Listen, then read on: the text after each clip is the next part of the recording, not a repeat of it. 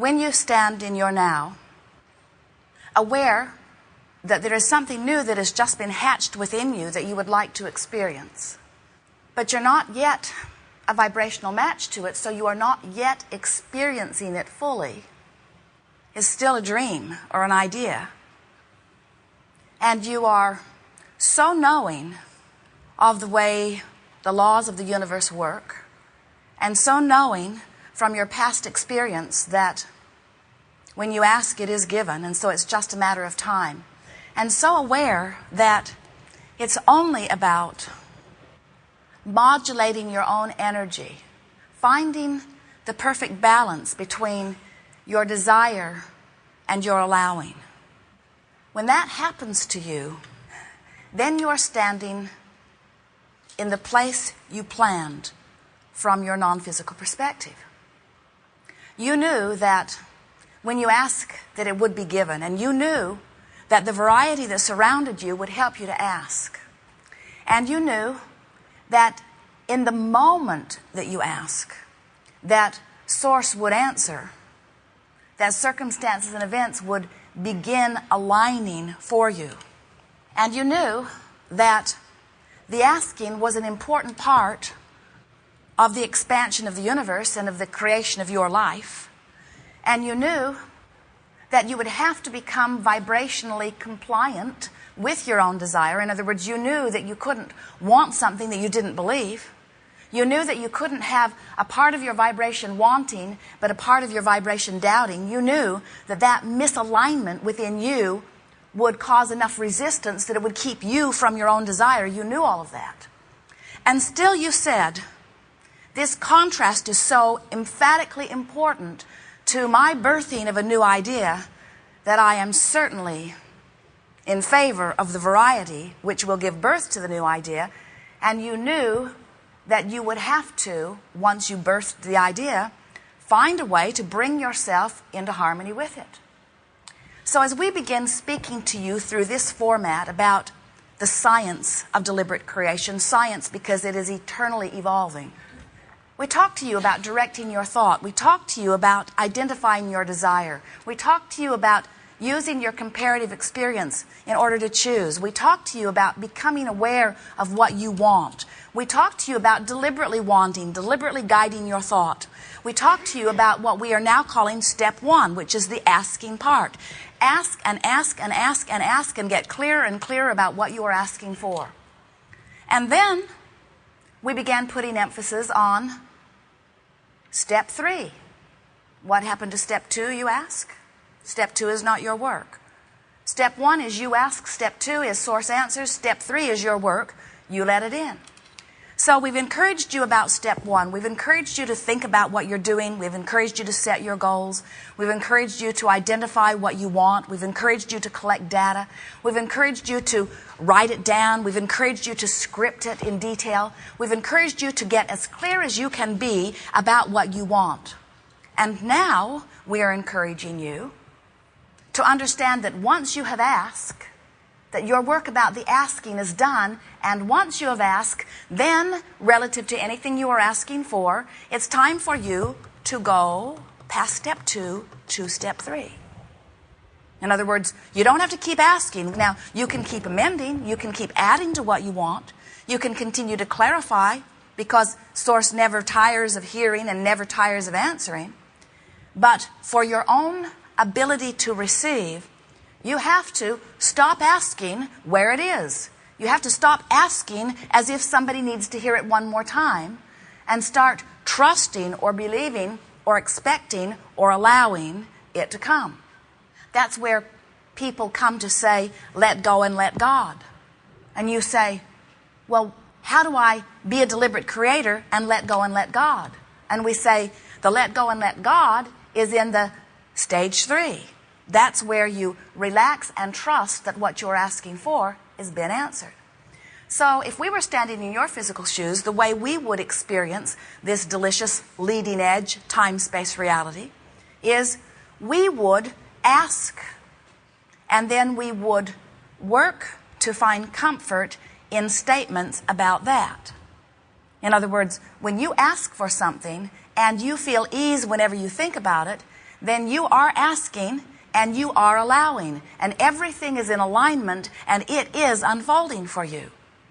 But sometimes we see you asking for things that you want to come to you that seem stubbornly not willing, or we see you wanting to get rid of things that seem stubbornly attached to you, and we see you asking and asking and asking and asking, but not getting into the allowing place. And so what we're really wanting you to begin to feel as hands-on deliberate creators is how to ask and how far to go in the asking before you start working on the allowing, and then how far to go in the allowing before you start working on the asking. In other words, is this constant balance between getting clear about what you want and then letting it be, getting clear about what you want and then letting it be, getting clear about what you want and then letting it be. Nothing will ever stand still, and nothing will ever be complete. And so until you get comfortable with that dance, you're not going to be happy in your body. You're not going to be happy in this time-space reality. You're not going to be happy wanting things that haven't happened yet. And you're not going to feel comfortable in just sitting back and letting God do what you think you should do. In other words, you are creators.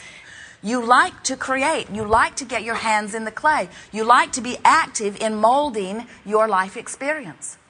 But sometimes you ask without letting it in, and then you get frustrated. You ask and you don't believe. You need and then you don't expect. And when you do that, you feel horrible to ask for something and summon that powerful source energy through you, and then to hold thoughts that contradict it puts you in a very uncomfortable place. And then you say, oh, it must not be appropriate for me to want, because when I stop wanting, as if you could, when I stop fanning the flames of this desire, I feel better.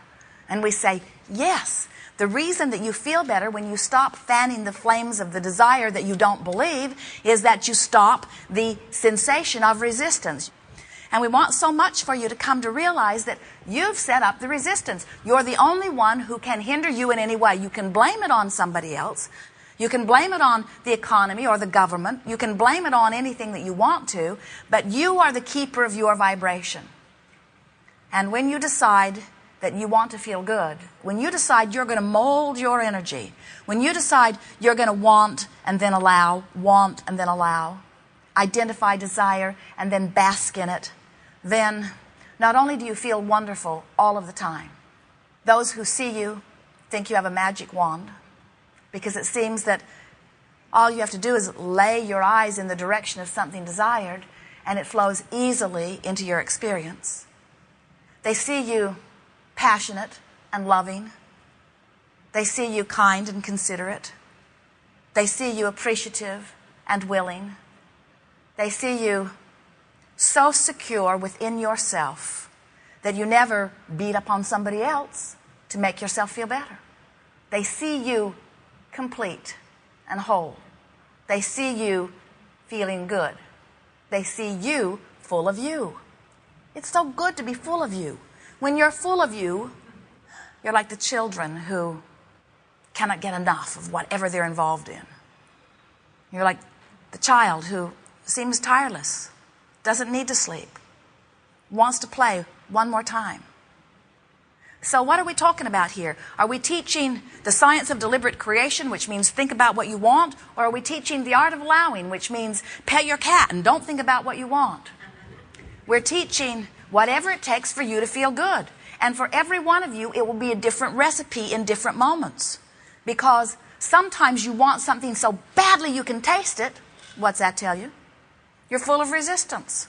You want it so much it hurts. You say, I want that so bad it hurts. And we say, it's going to be a while on this one. So get used to the pain.